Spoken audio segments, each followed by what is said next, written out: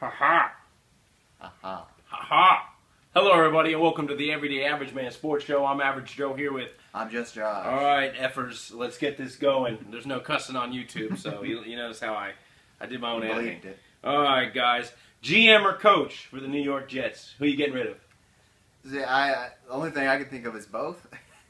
I mean, I think it might be time just to clean house. I mean, I think Rex Ryan's a good coach. I really do. I would love to have him on my team. You got to pick one, though. You got to pick one. I have to. Because they're probably going to get rid of both. If they get rid of one, they're going to clean the slate. They're going to start it all over. They'll probably get rid of both. So but if you had to pick one, who are you getting rid of? I'm going to say the GM's made some bad decisions. Going with Sanchez to begin with, and then, you know, they got Vic now, and they've kind of just created a controversy with Geno Smith and Mark Sanchez, and I mean, just bad move after another. No, they've had like no good receivers or running backs.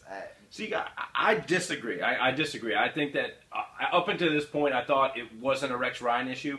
Now I'm going to lean it towards Rex Ryan. If Mark Sanchez is able to perform in Philly, you know, he did last week, 200 yards, 2 touchdowns as the backup for Nick Foles, which he's going to be out for the next month with the collarbone.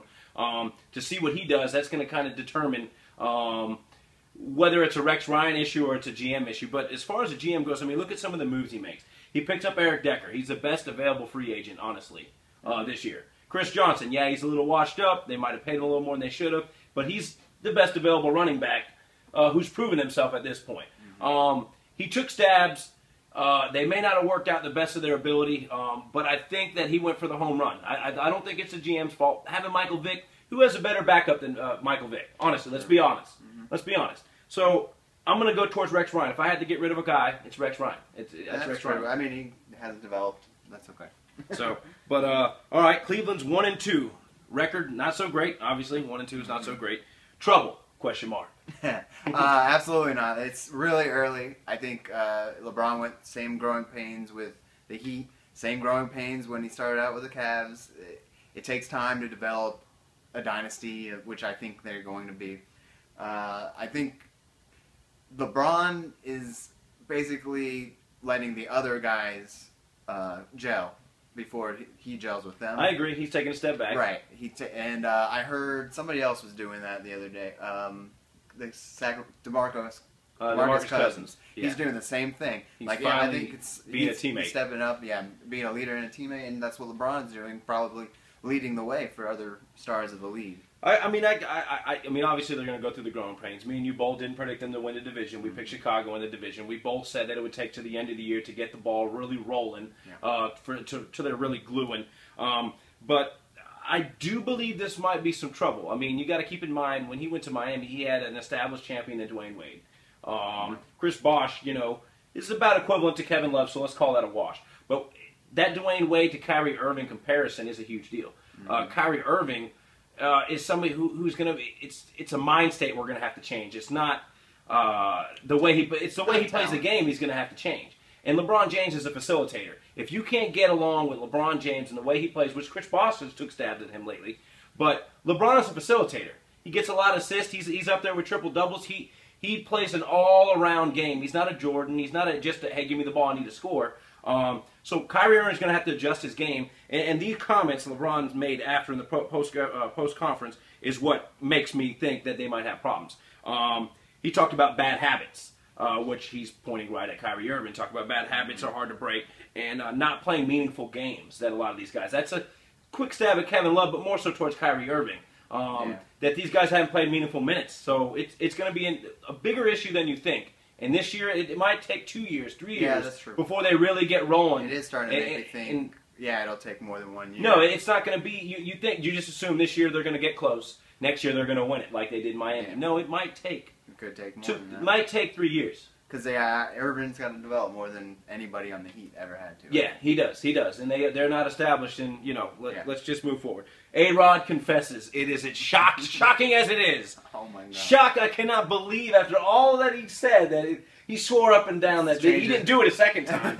He did not do it a second time. Changes everything. This changes everything. Oh, my goodness. A-Rod finally confesses. I mean, is that even any shock value? No, I think if you would have saw this headline 5 years ago, it would have been the biggest news in the world. But now I almost feel sorry for him.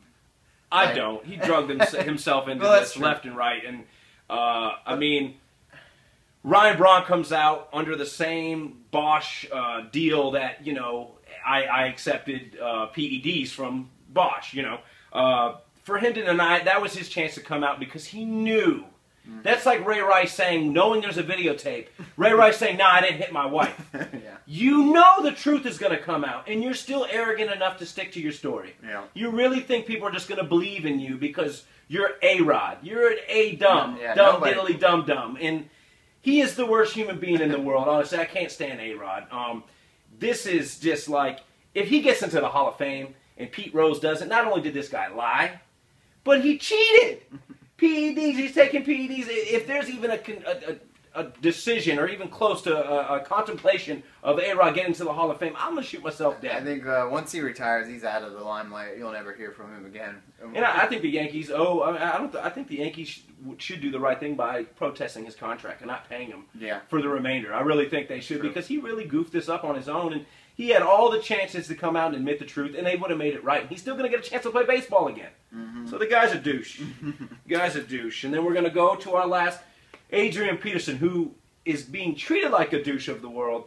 But I don't think AP's that bad. How do you take this whole AP thing? And the timetable, his return is still questionable from the NFL. I think, well, so far he's still been getting his paid his game checks. All this time, like 9 weeks of being out. Yeah. Which is a big deal to a lot of people. Right. So I think that I think they should have let him back as soon as possible, but take away, you know, as many game checks as they seem fit, maybe 6 or something like that. But let him come back. He's already missed over half a season. What he's done is not nearly as bad as a lot of things that. No, and I totally agree. I don't think that. I mean, he probably went overboard, yeah, but who are you to say how you discipline the kid and this and that, and what he went through? And this is a discussion of culture. And the culture that's been recently hasn't been to put the guy on fire and hang him for what he has done. No. It hasn't been. It's been a slap on the wrist and 1 to 2 game suspension.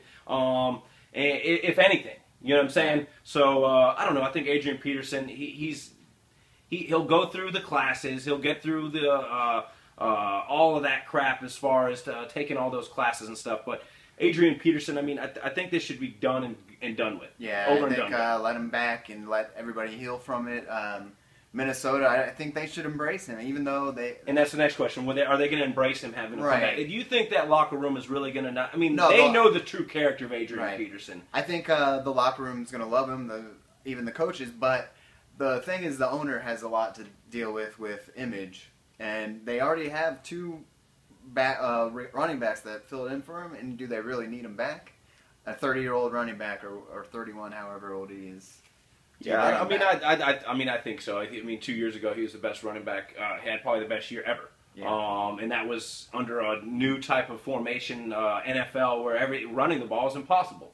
So for him to do what he did 2 years ago, getting 2,000 yards, almost breaking the rushing record, I mean, the guy is better than your average Joe. He's the best running back in the NFL, hands down. Somebody, and the same thing with Ray Rice, somebody will take the chance. It'll be next year, but they don't want to disrupt the flow of anything this year. Yeah. But someone will take the chance in the offseason. I heard that both of these guys. He's been used to being handed the ball out of the I formation, and now they run the shotgun. I heard that's going to be a difficult transition. That's a good point. I don't know. I mean, I don't know. Do they change Bridgewater? Do they change Peterson? I don't know if it can. Yeah, not having a fullback to lead and all that a lot of times too. So it does. You know. Yeah, that could be a difference. I don't know how productive he'll be, but yeah, I think he'll stay. Yeah, but when Adrian Peterson gets the amount of carries he had with Christian Ponder under center, and he still did that record the way he did it, and everyone knew he was going to get the ball, I don't think shotgun, I form, pro form, power I don't think any of it really honestly makes a difference. And don't forget, the Vikings are actually on playoff contention. They're, what, 500? Well, the division's so terrible. So. Right, so, I mean, they still, and I've seen their schedule, it's winnable. So I think Green Bay comes out of that yeah, they division. probably will, I mean, but I think Minnesota... The way they're clicking now, Chicago's fell off the Richter, and Minnesota just, they don't have a prayer. You know, it may seem that way now, but just because everyone's playing so god-awful. But that's our show. That's the show. Thanks for watching. Wow.